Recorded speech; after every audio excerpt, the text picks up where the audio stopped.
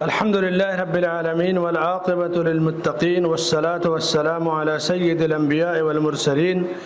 نبينا محمد وعلى آله وصحبه أجمعين وبعد. صدر کانفرنس امیر جماعت شیخ عبدالسلام صاحب سلفی حفظ اللہ، نائب امیر شیخ محمد مقیم صاحب فیضی حفظ اللہ اور جماعت اہل حدیث کے سابق ناظم اعلیٰ مولانا حمید اللہ صاحب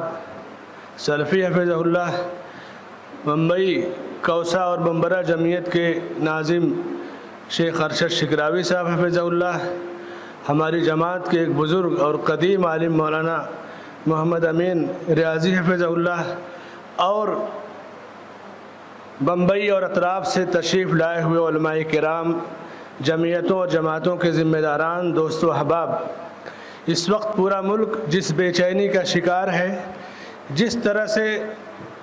عوام کے اندر، چاہے وہ ہندو ہو یا مسلم ہو، سکھ ہو یا عیسائی ہوں، کرب اور بے چینی پائی جاتی ہے، آپ کے سامنے ہے. تاریخ شاہد ہے کہ ملک پہ جب بھی اس طرح کے حالات آئے ہیں، جماعت اہل حدیث نے ہمیشہ قیادت کا رول ادا کیا ہے. وہ دور شاید آپ لوگ جانتے ہوں گے جب پورا ملک آزادی کی لڑائی کے لیے لڑائی لڑ رہا تھا، اپنی جانیں قربان کر رہا تھا. جماعت اہل حدیث کے ایک سرخیل اور عظیم مناظر مولانا علامہ ثناء اللہ امرتسری رحمۃ اللہ علیہ نے پورے ملک کے علماء کی ایک میٹنگ طلب کی، سارے مسلک کے علماء کو دعوت دیا اور کہا کہ جس طرح مجلس احرار، مسلم لیگ، کانگریس پارٹی ملک کی آزادی میں اپنی کوششیں صرف کر رہی ہیں، ہم یہ چاہتے ہیں کہ علماء کا اتحاد ہو اور علماء کی مستقل ایک تنظیم ہو جو آزادی کی لڑائی میں حصہ لے. اور مولانا امرتسری رحمۃ اللہ علیہ کی تجویز سے جمعیت العلماء قائم کی گئی. جماعت اہل حدیث کے صدر، اس وقت صدر کی اصطلاح تھی جہاں آج امیر کا لفظ رائج ہے، مولانا عبدالوہاب آروی صاحب رحمۃ اللہ علیہ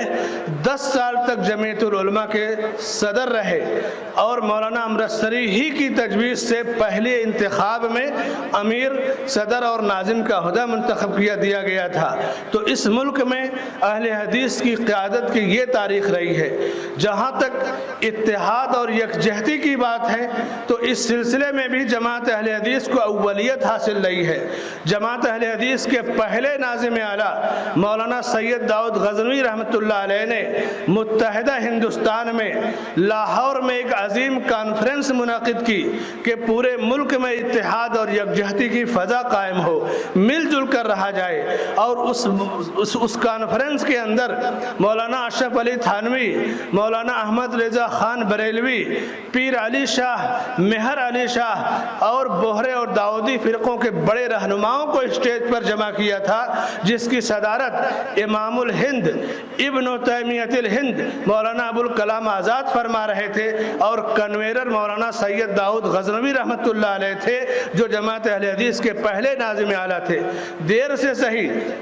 لیکن اللہ کا فضل و شکر ہے کہ جمعیت اہل حدیث نے اس ذمہ داری کو سمجھا اور ملک میں اتحاد اور یکجہتی کی فضا کو عام کرنے کے لیے کہ ملک اگر متحد نہیں رہے گا تو ملک کے حالات برے ہو جائیں گے. 20ویں صدی کا اگر کوئی سب سے بڑا حادثہ ہوا ہے تو ہندوستان کے ٹکڑے میں تقسیم ہونا ہے. ہندوستان اور پاکستان کا بٹوارا یہ 20ویں صدی کا سب سے بڑا جو ہے حادثہ مانا جاتا ہے. جماعت اہل حدیث کی یہ چاہت اور خواہش رہتی ہے کہ ملک متحد رہے، عوام متحد رہے. اسی لیے جب پاکستان میں دستور بن رہا تھا، دستور سازی جو ہے ہو رہی تھی، تو آپس میں لوگ لڑ پڑے کہ کس مسلک کی حکومت قائم ہوگی. جماعت اہل حدیث کے نمائندے کی حیثیت سے مولانا غزنوی رحمہ اللہ نے کہا کہ کفر کے مقابلے میں کسی بھی مسلک کی حکومت قائم ہوگی، جماعت اہل حدیث سب سے پہلے اس کی تائید کرتی ہے. تو یہ وسعت جگر اور نظر اور جگر کی وسعت ہے علماء اہل حدیث کے اندر،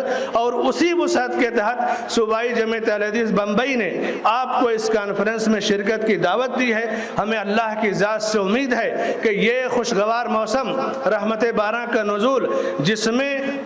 شرکت اور حاضری بہت آسان نہیں ہے، لیکن شاید یہ جمعیت کی محنت اور اخلاص کی برکت اور موضوع کی اہمیت کا تقاضا ہے کہ دور دراز سے آپ لوگ یہاں تشریف لائے، جس پر آپ تمام لوگوں کا تہہ دل سے خیر مقدم کیا جاتا ہے۔ اللہ سے دعا ہے کہ اس کانفرنس کو جو ہے عظیم جو اس کے مقاصد ہیں ان کے ساتھ کامیابی تک پہنچائے۔ میں